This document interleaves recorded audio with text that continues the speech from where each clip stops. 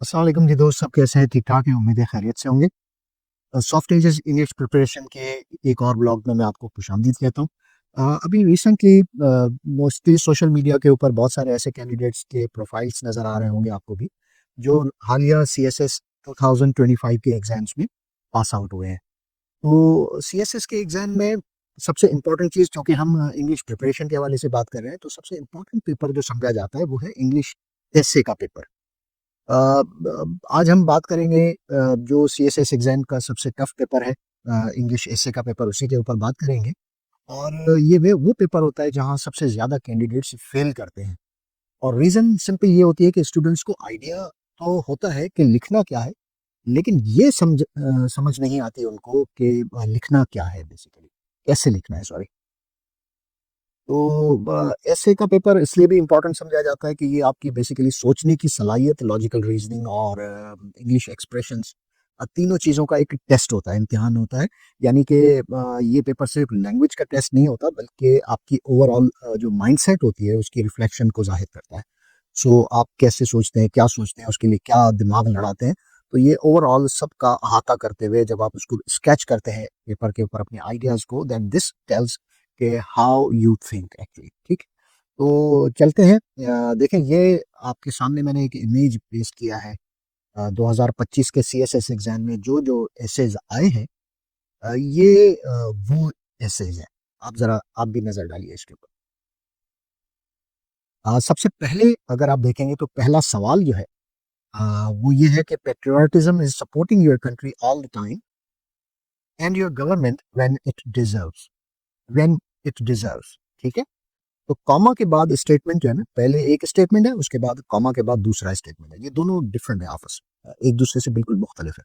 Mark twine का ये एक कोटेशन है जिसको अंग्रेजी के ऐसे में सीएसएस एग्जाम के दौरान ये दिया गया है, जिसका मतलब ये है कि ये वतन से मोहब्बत हर वक्त ज़रूरी है, लेकिन हुकूमत से मोहब्बत उस वक्त ज़रूरी है जब वो इसकी मुस्तहक हो।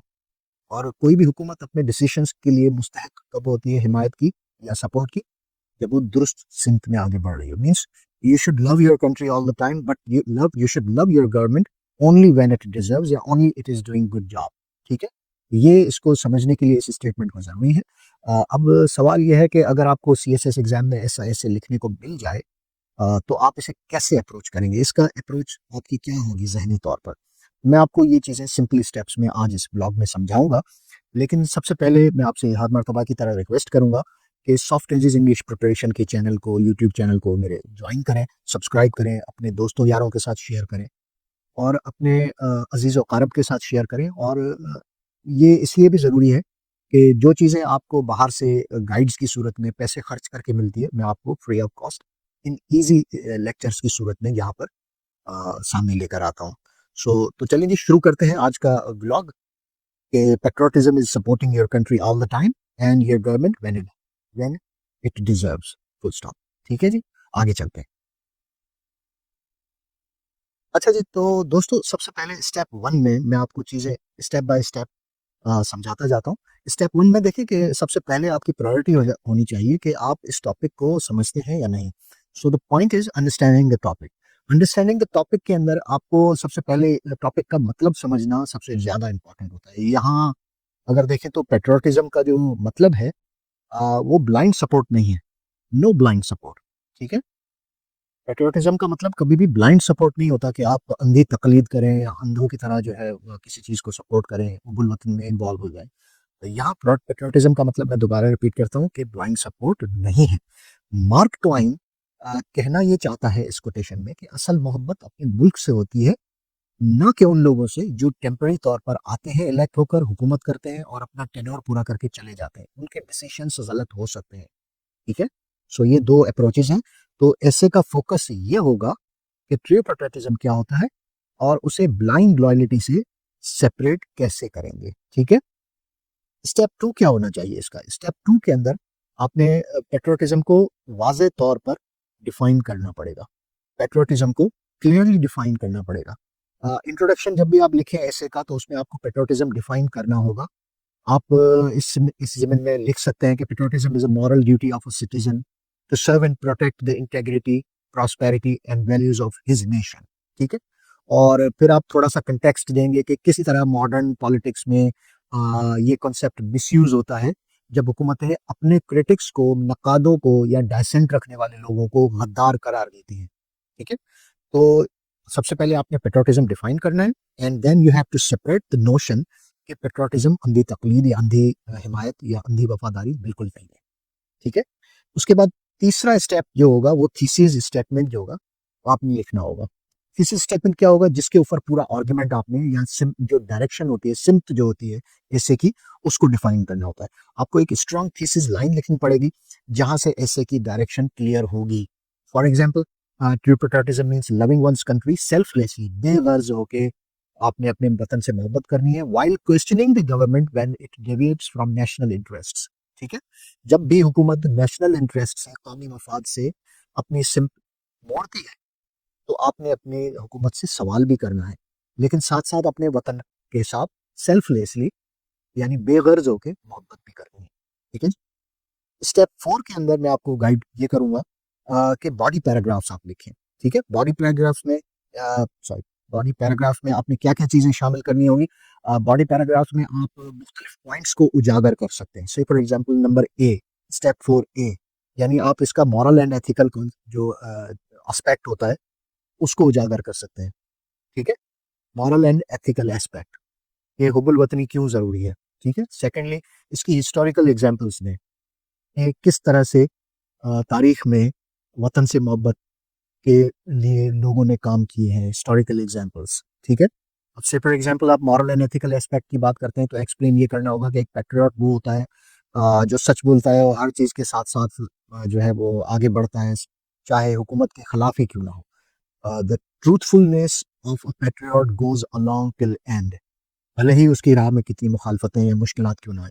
हिस्टोरिकल एग्जाम्पल्स दें कि आप मिसाल दे सकते हैं बाबा कौम कायद आज़म मोहम्मद अली जिन्ना साहब की, कि जैसे ब्रिटिश गवर्नमेंट के खिलाफ उन्होंने आवाज़ उठाई, लेकिन उनका मकसद क्या था? उनका बेसिक जो मकसद था वो था एक अलग वतन का हुसूल, पाकिस्तान का हुसूल, उससे मोहब्बत। ठीक है। या फिर आप मॉडर्न एग्जाम्पल्स भी दे सकते हैं जहाँ लोगों ने करप्शन और इनजस्टिस के खिलाफ आवाज़ उठाई और असल में उनका मकसद क्या था? वतन की फलाह और बहबूद, मोहब्बत उसके साथ। ठीक है। और नंबर 3 में आप ले सकते हैं कि ब्लाइंड सपोर्ट को किस तरह से आप जो है सेपरेट कर सकते हैं, blind support versus constructive criticism, तामीरी तनकीद जिसे आप कहते हैं। ठीक है।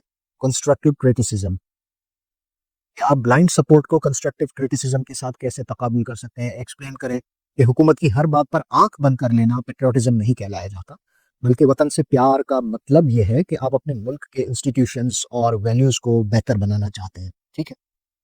इसमें फिर जो है आप मुख्तलिफ आर्गूमेंट्स दे सकते हैं कि इदारे हमारे जो है वो बहुत ही मोहतरम है, काबिल एहतराम है, उनकी हिमायत ज़रूरी है ताकि वतन के साथ वतन की वफादारी का इजहार उन्हीं हमारे जो वैल्यूज़ होती हैं उनके साथ इजहार हो सके उसका। ठीक है। स्टेप 5 के अंदर आप काउंटर आर्गूमेंट दे सकते हैं। ठीक है। काउंटर आर्गूमेंट क्या हो सकता है? काउंटर आर्गुमेंट में आप ले सकते हैं कि एक पैराग्राफ हो उसका जिसमें आप ज़रूर लिखें कि उन लोगों की बात करें जो ये समझते हैं कि हुकूमत की मुखालफत करना गद्दारी है। ठीक है। फिर लॉजिकली ये क्लियर करें कि क्रिटिसिज्म असल में बेहतरी का जरिया होता है, नफरत का नहीं होता। ठीक है। So all you have to do is just write one paragraph जिसमें आप उन लोगों की बात करें जो समझते हैं कि हुकूमत की मुखालफत करना गद्दारी होता है। ठीक है। ये काउंटर आर्गूमेंट हो जाता है आपका। और लास्ट में आप बेशक जब इतना बड़ा ऐसे लिखेंगे तो कंक्लूजन आ जाएगा। कंक्लूजन में अपना आर्गुमेंट आपने दोबारा फोकस करना है, अपना स्टांस दोबारा क्लियरली लिखना है, स्टांस मौक़िफ़ दोबारा बयान करना है कि true patriotism demands unconditional love, गैर मशरूत प्यार फॉर द कंट्री। ठीक है। And conditional support for the government. लेकिन फिर एक पॉजिटिव एंडिंग दें, जैसे कि आप लिख सकते हैं कि only such balanced patriotism can ensure progress, justice and unity in the nation, कि आप बैलेंस्ड मुतवाज़न अंदाज से उल वतनी का इजहार करेंगे तो ही मुल्क तरक्की करेगा, प्रोग्रेस करेगा, उसमें इंसाफ होगा, जस्टिस आएगा और कौम में इत्तेहाद यानी यूनिटी पैदा होगी। ठीक है। तो ये स्टेप बाय स्टेप 6 स्टेप्स हैं जिनमें मैंने आपको बताया कि किस तरह से आप ये ऐसे लिख सकते हैं। अगर अभी तक आपने मेरा चैनल सब्सक्राइब नहीं किया तो ज़रूर कर लें ताकि फिर मैं आपको एक और बोनस टिप बताता हूँ। बेल आइकन को ज़रूर दबाइएगा ताकि मेरी बर वक्त अपडेट्स आपको मिलती रहे। बोनस टिप की जहाँ तक बात करते हैं तो बोनस टिप में आप ये लिख सकते हैं कि ऐसे लिखते वक्त अननेसेसरीली टफ वोकेबलरी इस्तेमाल ना करें। डोंट यूज टफ वोकेबलरी, ठीक है। टफ वोकेबलरी, जो अल्फाज आप यूं समझे कि अगर आप अपनी बात आसानी से सामने वाले को समझा नहीं सकते तो वो बात किसी काम की नहीं है। सिंपल और क्लियर लिखें, ठीक है। Simple and clear words use करें, क्लियर सेंटेंसेस हो, ठीक है, उसमें ज़्यादा मार्क्स मिलते हैं। और सबसे ज़रूरी बात, कोहेरेंस आपके लाजमी है, ठीक है। ट्रिपल सी के हवाले से 7 C's ऑफ इंग्लिश लैंग्वेज या 7 C's के बारे में आपने ज़रूर पढ़ा होगा। कोहेरेंस उसका एक लाजमी पार्ट है। कोहेरेंस जब तक आपकी नहीं होगी, ठीक है, रवानी नहीं होगी, पैराग्राफ्स आपस में जुड़े हुए आइडियाज़ के साथ नहीं होंगे, तब तक आपको अच्छे नंबर नहीं मिलेंगे।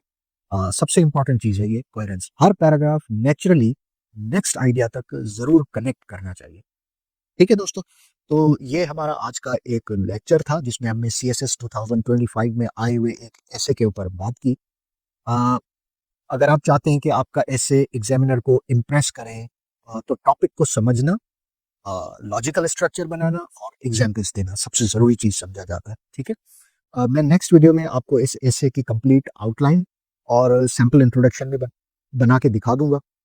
चैनल को सब्सक्राइब करना उसके लिए बेहद ज़रूरी है। अगर आप समझते हैं कि ये चीज़ आपको मिलनी चाहिए तो उसके लिए अगली वीडियो तक का इंतज़ार कीजिए। अगली वीडियो में फिर इसी टॉपिक के साथ मिलेंगे। तब तक के लिए मुझे इजाज़त दीजिए। खुदा हाफिज़। पाकिस्तान जिंदाबाद।